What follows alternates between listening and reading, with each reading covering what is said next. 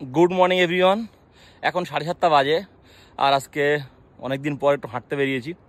কাল শ্রীনগরে গিয়েছিলাম, যারা আগের রিলসটা দেখো তারা জানো প্রচণ্ড গরম। যারা কলকাতা থেকে আসবে তাদের হয়তো অত গরম লাগবে না। তো নিচে নেমেছিলাম কালকে একটু, বাট আমাদের এখানে ওয়েদার খুব সুন্দর। এখন 7:30 বাজে, এখনও মেঘলা মেঘলা ওয়েদার, একদম ঠান্ডা, রোদ বার হয়নি। তো সেই জন্য একটু দেরিতেই বেরিয়েছি আজকে হাঁটতে। তো যাই হোক, একটা আপেল গাছের নিচে বসে আছি আমি। এই হচ্ছে আপেল গাছ, অনেকটা হেঁটে এসেছি, 4 কিলোমিটার হেঁটে এসে এই আপেল গাছের নিচে বসলাম। নিচে অলরেডি আপেল পড়ছে, দেখো এইসব আপেল পড়েছে। দেখো আপেলের সাইজ এখন কিন্তু বড় হয়ে গেছে অনেকটাই, যদিও পাকেনি। দেখতে পাচ্ছ আপেল এইসব হয়ে আছে, এইসব আপেল বেশ ভালোই বড় হয়ে গেছে। 15 দিন আগে তোমাদের দেখিয়েছিলাম যে বেশ বিলাতি কুলের মতো ছিল, এখন কিন্তু বেশ সাইজ হয়ে গেছে। আর কিছুদিন আগে ঘুরতে গেছিলাম, তোমাদের ফার্মিংয়ের আপেল দেখিয়েছিলাম। মানে ওগুলো 1 বছরের জন্য এই গাছ, ওগুলো প্রতি বছর করতে হয়, প্রতি বছর এই গাছগুলো নষ্ট হয়ে যায়।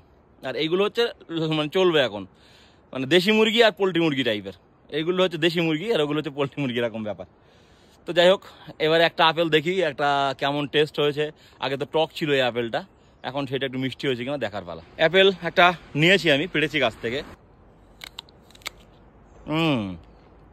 অনেক মিষ্টি, আগের থেকে অনেক মিষ্টি।